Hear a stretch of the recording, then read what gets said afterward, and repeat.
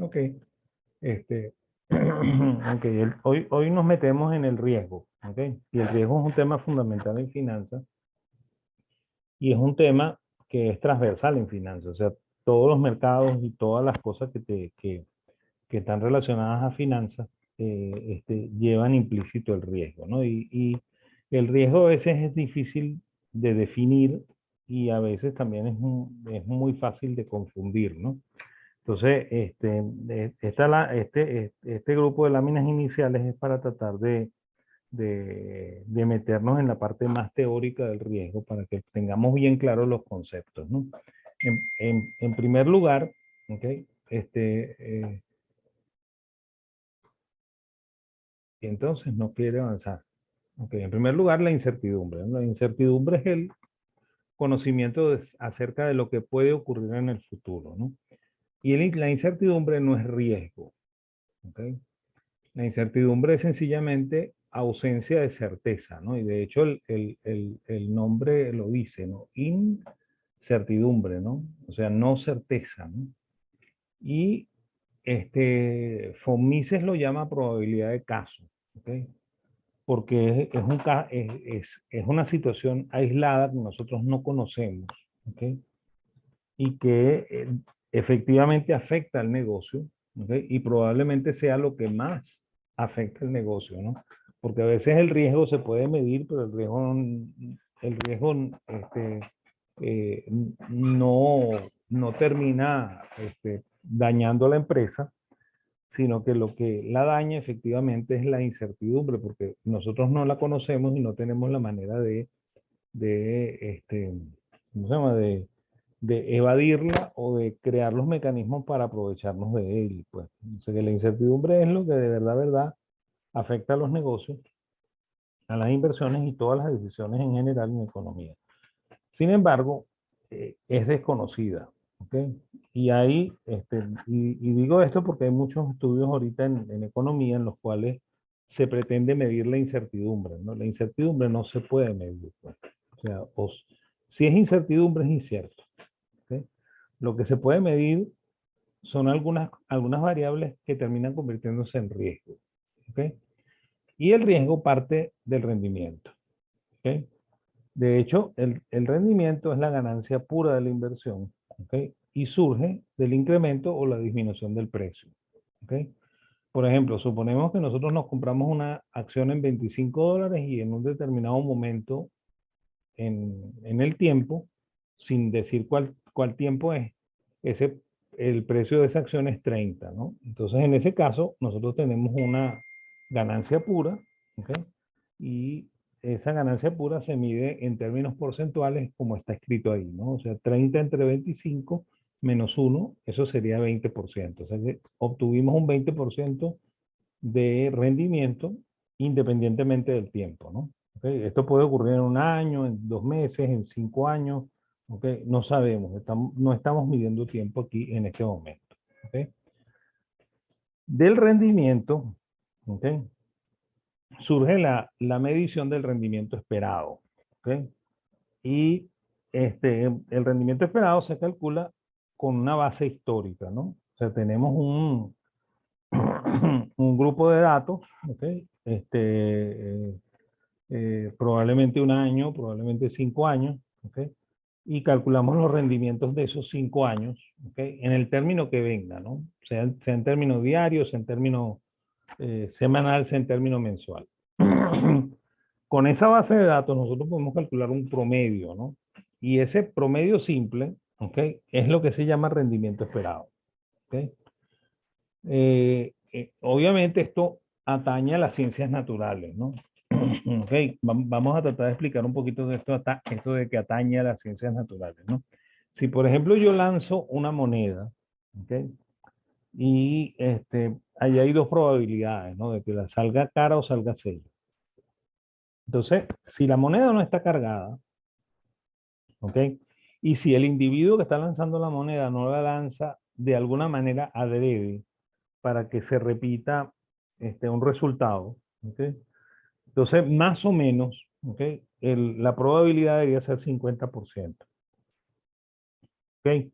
O sea que si yo arrojo la moneda 1000 veces, ¿ok? Entonces deberían haber más o menos 500 caras y 500 sellos. De repente, 505 caras, 495 sellos. ¿Ok? Y todavía yo puedo decir que la moneda no está cargada y todavía el individuo no está actuando deliberadamente para que salga o cara o sello. ¿Ok? Entonces, eso atiende más al concepto de de un caso de la ciencia natural, ¿no? Eso ya es un caso más de la física que de la economía, ¿no? ¿Ok? En, en economía hay, hay variables que no se, que o no se conocen o que terminan influyendo en determinados momentos, ¿ok? Y que hacen que lo que ocurre en las ciencias naturales no ocurre en las ciencias sociales. ¿Ok? Entonces, bueno, de hecho, cuando yo compro, por ejemplo, una acción de Apple y agarro una base de precios de Apple, vamos a suponer 5 años de precio, ¿ok? Y yo calculo el rendimiento diario y resulta que el rendimiento diario en promedio me da un 0,5%, o sea, medio por ciento. Entonces resulta que el día de hoy el rendimiento no es 5%, sino que de repente es menos 2%. ¿Okay? Y yo esperaba el 0,5%, ¿no? Y mañana el rendimiento no es 0,5, sino que es 0,7. ¿Okay? Entonces no da exactamente el valor esperado, ¿no? ¿Ven? Y de hecho, la media lo que significa es eso, pues la media es la esperanza matemática del rendimiento, ¿ok? Que nosotros llamamos rendimiento promedio en estadística y que lo calculamos con esta fórmula, pues con la sumatoria desde i igual 1 hasta n de todos los datos dividido entre el número de observaciones que se tienen, ¿no? ¿Okay? Entonces, bueno, el rendimiento puede no ser todos los días el promedio, ¿no? ¿Okay? De hecho, no lo es todos los días, ¿no? Y de hecho, cada vez que ocurre el evento va modificando el rendimiento promedio, ¿no? Lo que pasa es que yo no lo sé, ¿ok? Porque como ese es un dato en probablemente 1000 datos que yo tengo, porque tengo 5 años de observación, entonces el efecto de ese nuevo rendimiento no se nota inmediatamente, ¿no? Pero el nuevo rendimiento está afectando, ¿ok? Los rendimientos sucesivos, ¿no? Y eso no lo puedo detectar porque yo estoy haciendo una medida que está más cerca de las ciencias naturales que de las ciencias sociales. ¿Ok? Ese, ese, ese fenómeno que les estoy comentando ocurre demasiadas veces en economía y los economistas no están dispuestos a aceptar que la cosa es así, pero lamentablemente la cosa es así. ¿Okay? Entonces, ¿qué pasa si no hay riesgo? ¿No? Si no hay riesgo, lo que yo espero es exactamente lo que ocurre. ¿Okay? Entonces, el promedio se debería cumplir. ¿Okay? Y de hecho, si el riesgo no existe, yo podría afirmar, ¿ok? Que todos los días el rendimiento debería ser ese 0,5% que yo calculé, ¿ok? Pero en forma absoluta, ¿no? Porque pudiera ser hacia abajo o hacia arriba, ¿no? ¿Ok? ¿Ok? Eso significa que podríamos ganar o podríamos perder. ¿Ok? Y como no lo es, ¿ok? Entonces los estadígrafos, ¿ok? Que es el verdadero nombre de los licenciados en estadística, ¿okay? Los licenciados en estadística no son estadísticos, un estadístico es un promedio, un estadístico es una desviación estándar como la que está ahí, ¿okay? Entonces, los estadígrafos determinan una cosa que se llama la desviación estándar, ¿no? ¿Okay? Y bueno, la desviación estándar me mide a mí la variabilidad de el resultado con respecto a ese resultado esperado, ¿no? Que es la media. ¿Okay? Entonces, si yo aplico esta fórmula, ¿okay? Yo debería conseguir la desviación estándar. Y la desviación estándar es el riesgo. ¿Okay? O sea que la desviación estándar del rendimiento de una inversión sería el riesgo de esa inversión, ¿no? ¿Ok? O la desviación estándar de cualquier observación que yo quiera hacer sería el riesgo de esa observación que yo estoy haciendo, ¿no? ¿Ok?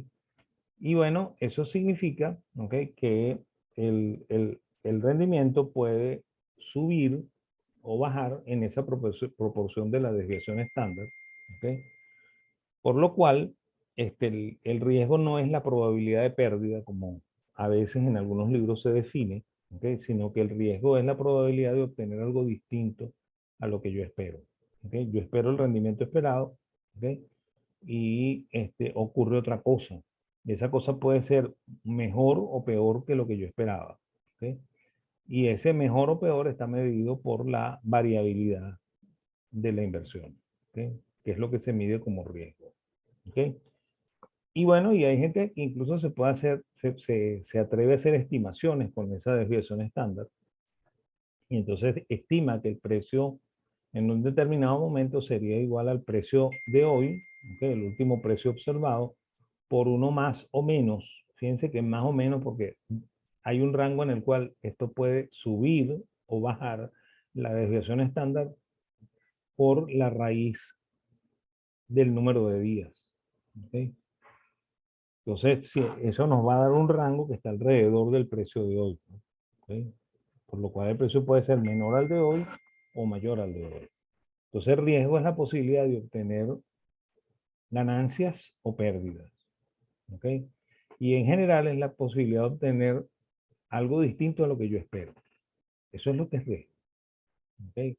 No la probabilidad de pérdida, ¿no? Y yo siempre en este momento de la clase yo le comento a los alumnos que si el libro de finanzas dice que riesgo es la probabilidad de pérdida, ¿ok?, o el libro especializado en riesgo dice que riesgo es la probabilidad de pérdida, ustedes agarran ese libro y sin remordimiento lo tiran a la basura, porque la persona que lo escribió no sabe de lo que está hablando. ¿Ok? Riesgo no es la posibilidad de pérdida, riesgo es la posibilidad de obtener algo distinto de lo que yo espero. Y eso lo vamos a demostrar hoy mismo, ¿ok?, en este mismo grupo de láminas. ¿Ok? ¿Cómo se categoriza? Normalmente los economistas lo categorizamos de dos maneras. ¿Ok? O los financistas lo categorizamos de dos maneras. El riesgo del sistema, ¿ok?, que es el riesgo que afecta a todas las inversiones por igual, sin distingo, ¿ok?, que cuando lo vemos desde un enfoque microeconómico lo llamamos riesgo de mercado o riesgo de sistema, ¿no? ¿Ok? Y cuando lo vemos desde de un enfoque macroeconómico, lo podríamos llamar riesgo de país, ¿ok?, porque eso afecta a todas las inversiones por igual. ¿Ok?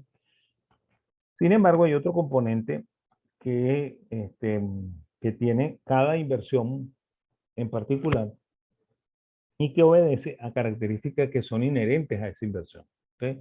Esas características que son propias de la inversión es lo que nosotros llamamos riesgo único o propio, ¿ok?, y que cuando lo vemos desde un punto de vista un poquito más general, lo podríamos llamar riesgo sectorial, ¿no? Y esa es la razón por la cual cuando uno hace diversificación, la diversificación se tiene que hacer por sectores, no se tiene que hacer por inversiones, ¿no?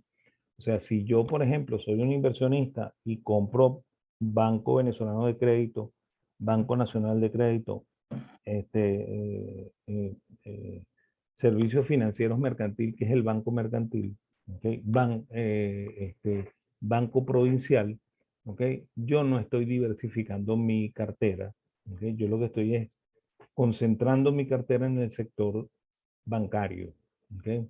Entonces estoy concentrando riesgos, ¿okay?, por lo cual yo no estoy diversificando mi cartera. Yo diversificaría mi cartera si mezclo sectores distintos, porque sectores distintos obedecen a factores de riesgo distintos, pues. ¿Okay? Entonces, eso lo vamos a tratar de explicar ya. ¿Okay? Fíjense, si yo me compro una sola inversión, supónganse que yo es un inversionista X y yo compro una acción de el Servicios Financieros Mercantil, que es el Banco Mercantil, ¿no? O sea, que son todas las empresas del grupo mercantil. Como estoy concentrado en una sola inversión, ¿okay?, a priori, ¿okay?, yo mañana puedo obtener ganancias o pérdidas. ¿Ok? Si el precio sube, yo gano. Si el precio baja, yo pierdo. ¿Ok? Entonces ahí el 50% de probabilidades, ¿ok?, va en contra o a favor mío. ¿Ok? Si yo reviso los libros de finanzas y los libros de finanzas recomiendan que uno diversifique, entonces, bueno, vamos a suponer que me meto a diversificador, vendo la mitad de las acciones que tengo, o la mitad de mi patrimonio en acciones del Banco Mercantil y me compro acciones de otra empresa que vamos a suponer que sea el Fondo de Valores Inmobiliarios, ¿no? Entonces, fíjense, no estoy comprando Banco Provincial ni Banco Nacional de Crédito, estoy comprando Fondo de Valores Inmobiliarios, ¿no? ¿Qué es eso? ¿Okay? La empresa Fondo de Valores Inmobiliarios es una empresa inmobiliaria, ¿okay?, que se dedica a tres cosas, ¿no? En primer lugar, a fabricar edificios, ¿okay?, del tipo oficinas y del tipo centro comercial, ¿okay? Y bueno, él vende una parte de eso, ¿okay?, por lo cual una parte del negocio se nutre de la venta de locales y de oficinas. ¿Okay?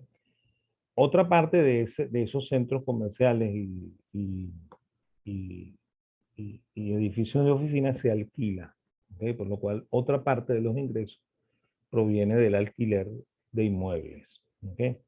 Y bueno, la otra parte del negocio es que ellos administran el condominio de esos centros comerciales y edificios de oficinas, por lo cual el otro ingreso proviene de la administración del condominio de esos edificios, ¿no?, de esos inmuebles. ¿Okay? Y el último punto es que ellos normalmente en esos centros comerciales y edificios de oficinas tienen un estacionamiento, el estacionamiento es propiedad de ellos y ellos alquilan los puestos, ¿ok? Y también administran el estacionamiento como un estacionamiento público. Entonces, fíjense, ese negocio no está relacionado al negocio bancario, ¿ok? Tiene condiciones de riesgo completamente distintas a las del negocio bancario y si yo compro 50% de mi patrimonio en el banco mercantil o en servicios financieros mercantil y el 50% en fondo de valores inmobiliarios, yo estoy relativamente diversificado. ¿Sí? Y ahí yo tendría a priori una matriz de 2 por 2, ¿no? En la cual puede ocurrir que las dos inversiones suben, ¿ok? Puede ocurrir que las dos inversiones bajen, ¿ok? Y puede ocurrir que, por ejemplo, el servicio financiero mercantil suba mientras fondo de valores inmobiliarios cae. ¿Okay? Y puede ocurrir lo contrario, ¿no? Que el servicio financiero mercantil cae y fondo de valores inmobiliarios sube. ¿Okay?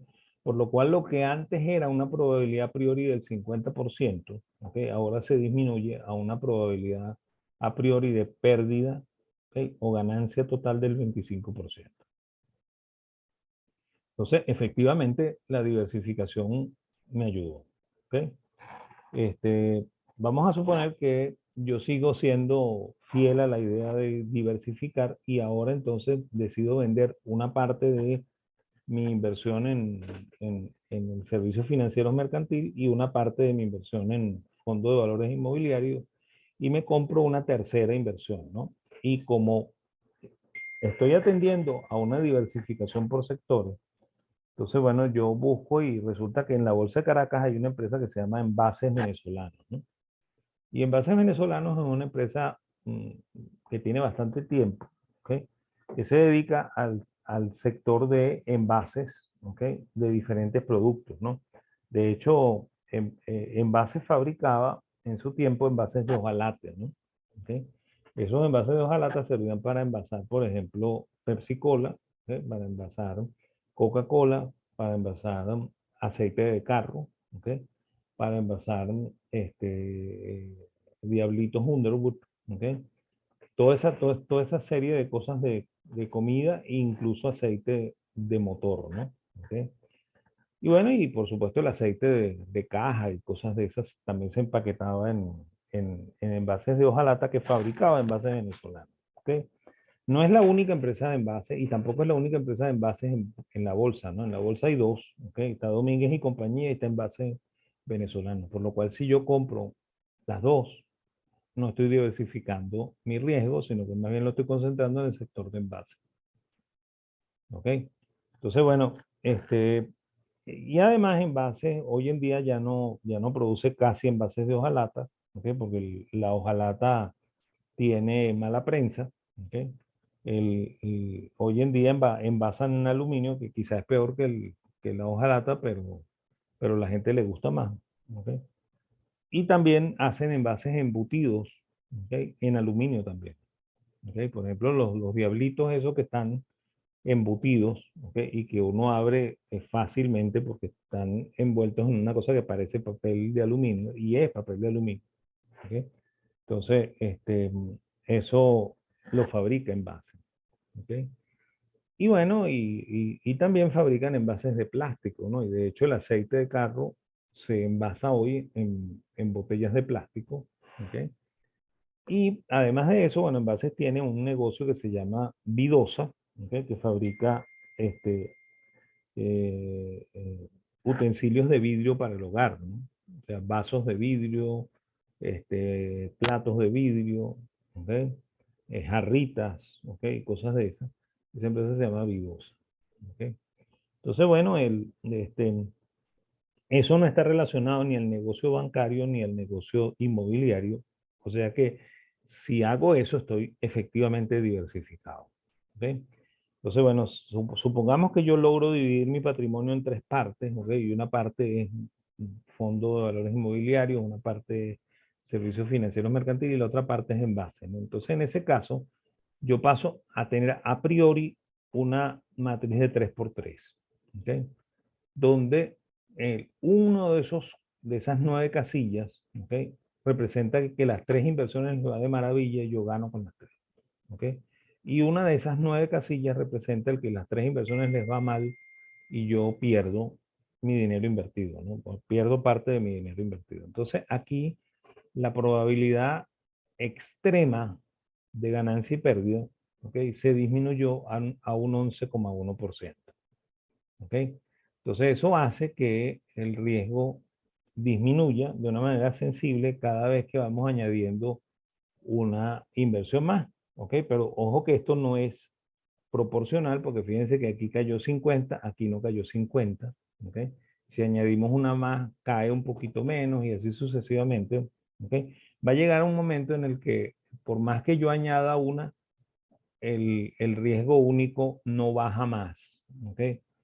Y en el infinito, ¿okay? El riesgo único termina igualándose al riesgo del sistema. ¿Okay? En esta gráfica vemos aquí el riesgo, vemos aquí el número de inversiones posibles en un mercado. El riesgo del sistema afecta a todas las inversiones por igual. ¿Okay? Y el riesgo único es aquella parte particular del riesgo que le pertenece a cada una de las inversiones, ¿no? Que en la medida en la que yo voy diversificando, cuando tengo en lugar de una, dos, se disminuye ese riesgo del sistema. Cuando tengo en lugar de dos, tengo tres, se disminuye más el riesgo del sistema y así sucesivamente hasta que llega un momento en que por más que yo añada una inversión más, yo no puedo bajar, ¿ok? Más el riesgo y ya estoy casi en el riesgo del sistema, ¿ok? Entonces, en los libros aparecen dos cosas, ¿no? Primera, ¿okay? Que el riesgo del sistema no se puede diversificar, ¿ok? Eso es falso, ¿ok? Cuando ustedes compran, cuando ustedes tienen, por ejemplo, el 50% de su patrimonio invertido en Estados Unidos y el 50% de su patrimonio invertido en Venezuela, ustedes tienen un riesgo de sistema diversificado, ¿ok? El, el, el libro cree que el riesgo del sistema no se diversifica, pero esa es la manera de diversificar. ¿Okay? La otra cosa que dice el libro, que también es falsa, ¿okay? Y ojo que aquí están casi todos los libros anotados, ¿okay? Es que cuando usted diversifica, el riesgo disminuye sin que eso afecte significativamente el rendimiento. ¿Okay? Y como ustedes vieron, riesgo y rendimiento están profundamente asociados, ¿no? ¿Okay? Y si usted reduce el rendimiento, usted está reduciendo el riesgo. ¿Ok? O mejor dicho, si usted reduce el riesgo, está reduciendo el rendimiento. ¿Ok? Por eso es que no existen inversiones sin riesgo. ¿Ok? Por eso es que no existe el caso ese de la mayor rentabilidad con el más bajo riesgo. ¿Ok? Eso es una absoluta y total mentira. ¿Ok? Porque si la inversión es muy rentable es porque es muy riesgosa. ¿Ok? Si la inversión es poco rentable es porque es poco riesgosa. Y cuando la diversificación tumba el riesgo, está tumbando el rendimiento. ¿Ok? Entonces, esas cosas que normalmente dicen los libros son falsas. ¿Ok? No se las crean. ¿Ok? ¿Estamos? Ok. Lo dividimos en dos, ¿verdad? El riesgo del sistema es muy preocupante para el financista porque no puede ser vivido una vez que inviertes. ¿Ok? Esa sí es la realidad. ¿Ok? Una vez que tú inviertes, por ejemplo, en Venezuela, tú estás metido en el riesgo del sistema venezolano. Una vez que tú inviertes en Estados Unidos, tú estás metido en el riesgo del sistema venezolano, norteamericano. En el caso de la empresa, la afecta, ¿ok? Y ese riesgo del sistema no puede ser gerenciado, ¿ok? Porque viene por factores que están fuera de la empresa, ¿ok? Sin embargo, eso no significa que eso sea incertidumbre, ¿ok? Es riesgo y puede ser medido, ¿ok? Porque esa es una de las características del riesgo. El riesgo puede ser medido, ¿ok? La incertidumbre no, ¿ok? ¿Estamos? Y evaluado desde un punto de vista microeconómico, que es lo que vamos a hacer hoy, ¿ok? Se divide en riesgo de inflación, riesgo de cambio y riesgo de financiamiento, ¿ok? El riesgo específico o único es el que puede ser diversificado con facilidad, ¿okay? De la manera en que vimos, ¿okay? Y se evalúa siempre microeconómicamente porque se trata de un riesgo que involucra a la industria, es decir, el sector, la empresa o el inversionista. ¿Okay? Entonces, este riesgo siempre atiende a sector. ¿Okay? Yo tengo que observarlo siempre desde el punto de vista del sector y no solamente desde el punto de vista de la empresa de manera exclusiva, ¿no? O sea que esto mezcla industria, empresa y inversionista. ¿Ok? Ok, vamos con el riesgo del sistema y cómo se mide, ¿no? Dijimos que tenía tres componentes desde el punto de vista micro, ¿no? La inflación, el cambio y el riesgo de financiamiento. Con respecto a la inflación, ¿ok? El riesgo supone que la inflación afecta a los rendimientos, ¿ok? Y los termina convirtiendo en rendimientos reales, ¿no? Entonces, yo les propongo un caso, ¿no? Supongamos que yo tengo una inversión que me promete un rendimiento esperado del 10%, ¿ok? Y yo hago una evaluación de los posibles escenarios de inflación y yo digo que la inflación puede ser al final del año 8%, escenario A, 12% escenario B y menos 3% escenario C. ¿Ok? Entonces, ¿qué me dicen? ¿Cuál debe ser la tasa de la tasa real de interés en esos tres escenarios? Pues?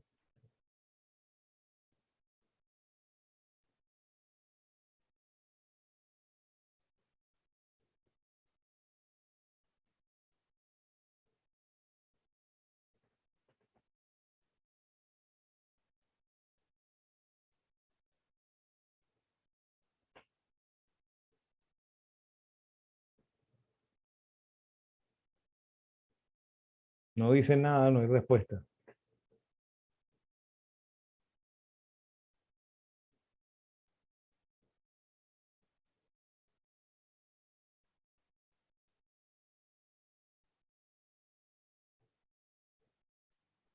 Profe, me voy a arriesgar que es PA, pero no sé.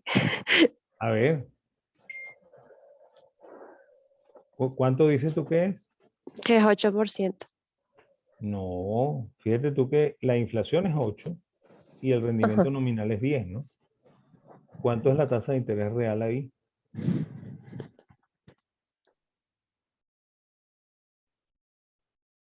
Yo me arriesgo y diré PC. No lo sé. No, pero ya va, yo no estoy preguntando cuál es mejor. Estoy preguntando cuánto es la tasa de interés real en el escenario A, cuánto es la tasa de interés en el escenario B y cuánto es la tasa de interés en el escenario C. Sería un 2%, menos 2%, y así. Eso es lo que nos enseñan, ¿no? ¿Ok? Pero eso tampoco es verdad. ¿Ok? Ok. Vamos a ver cómo es que se calcula eso. Fíjense. Supongamos que yo tengo $100, ¿no? Ese es mi capital inicial. ¿Ok? Entonces yo tengo dos alternativas, ¿no? Alternativa 1, yo me voy al mercado financiero, invierto esos $100, el instrumento me paga 10%, ¿ok? Por lo cual yo al final tengo $110, ¿no? Ese es mi rendimiento. Eso es lo que me pasó en el mercado financiero. Bueno, vamos a suponer que yo también estoy interesado en comprarme un producto del mercado real que tiene un precio del 100%, perdón, de 100 dólares, ¿no? Si yo compro esto, yo no puedo hacer esto. ¿Ok? O sea, ya yo puse mi dinero aquí en lugar de ponerlo acá. ¿Ok? Por lo cual compré este producto. ¿Ok? Y yo tengo una segunda alternativa, ¿no? Supongamos que yo decido esperar y no comprar esto, esperar un año, y al cabo de un año vuelvo otra vez al mercado de bienes reales a ver qué pasa. ¿Okay? Escenario A. ¿Okay? Entonces, yo invertí mis 100, gané 10, tengo 110. Me voy al mercado real y esta cosa que antes valía 100, ahora vale 108. ¿Okay? Porque ha subido de precio en el mismo ritmo que dice el índice de inflación. ¿Okay? Aquí hay demasiado supuesto metido, ¿no? ¿Okay? El, la, en ese momento yo tomo la decisión de comprarlo, ¿ok? Y por supuesto lo compro y me quedan $2, ¿no? ¿Ok? Yo creo que mi tasa de interés real fueron $2, ¿no? Pero resulta que los $2 de este momento no valen lo mismo que en este momento, ¿no? ¿Ok? Entonces, la tasa de interés real en realidad es la división de 110 entre 108 menos 1. ¿Ok? Y si ustedes lo calculan, eso da 1,85%. ¿Ok? Si yo hago eso mismo para los tres escenarios, ¿ok? Entonces la tasa de interés real sería esta, ¿no? Sería para el caso A 1,85, para el caso B menos 1,79 y para el caso C 13,40%. ¿Ok? O sea que no son 2 menos 2 y 13, como debería ser según lo que nos enseñaron, ¿ok? Sino que son 1,85 menos 1,79 y 13,40. ¿Ok? ¿Por qué pasa eso? Bueno, porque son las tasas de interés son logaritmos, no son números, no son números naturales, ¿ok? Por lo cual yo no puedo sumar algebraicamente y restar algebraicamente, ¿ok? Sino que hay que hacer este cálculo adicional, ¿no? Y bueno, por supuesto que hacer eso por escenario, así como lo estamos haciendo, es medio complicado, ¿no? Entonces la fórmula más sencilla es aplicar esta fórmula para medir la tasa de interés real, ¿no? Que sería la tasa nominal menos el índice de precios, que es lo que ustedes les enseñaron, pero no les enseñaron que había que descontarla por el precio, ¿no? Por el índice de precios. Entonces es tasa nominal menos crecimiento de la inflación entre 1 más el crecimiento de la inflación, ¿no? ¿Okay? Si ustedes lo hacen, les da esos mismos resultados, pues les da más 1,85, menos 1,79 y 13,40. Y aquí pasan dos cosas, ¿no? Fíjense que es logarítmico porque no es proporcional. O sea, 2% más, 2% menos de inflación genera 1,85 de rendimiento real, ¿no? Y si la tasa de interés nominal no fuese 10, sino 12, ¿okay? Los resultados serían distintos. ¿Okay? Si 2% menos que 10 me da 1,79. ¿Okay? Y el caso de deflación, ¿okay? Que es el caso que más asusta a los economistas, ¿okay? Resulta que es el caso más rentable en finanzas. Pues. O sea, si hay deflación, ¿okay? Ustedes ganan. ¿Okay? Si hay deflación y ustedes invierten, ganan. ¿Okay? Y es es la prueba de que probablemente el mejor escenario es el escenario de la deflación, no el escenario de la inflación, ¿no? ¿Ok? Y fíjense una cosa también bien curiosa, ¿no? Aquí el rendimiento esperado es 10, ¿ok? Y el factor que genera el riesgo es la inflación, ¿no? ¿Ok? Y cuando la inflación es menor que mi tasa de rendimiento nominal, yo obtengo una pequeña ganancia, ¿no? ¿Ok? Cuando la inflación es mayor que mi tasa de rendimiento esperado, yo obtengo una pequeña pérdida, ¿no? Pero cuando la tasa de inflación es negativa, yo obtengo una ganancia extraordinaria, ¿no? ¿Ok? Entonces, riesgo es la probabilidad de obtener algo mejor, ¿ok? Algo peor, y dentro de lo peor hay la posibilidad de la pérdida, pues. ¿Ok? Ahí lo ven clarito, pues. ¿Ok? Y estamos hablando solamente del caso de inflación, ¿no? Ojo con esto, ¿no? Así es como se mide la tasa de interés real, ¿ok? O sea, no se mide con la tasa de inflación histórica, ¿ok? O sea, yo no puedo decir, hoy me pagan 10%, pero como la inflación el año pasado fue 1000%, entonces eso es menos 990%. No, ¿ok? La inflación real ocurre durante el periodo en el cual yo estoy invirtiendo, ¿no? ¿Ok? Entonces, eso es terriblemente difícil de medir, se mide siempre con inflaciones esperadas, ¿ok? Y el resultado ex ante suele ser muy distinto al resultado ex post.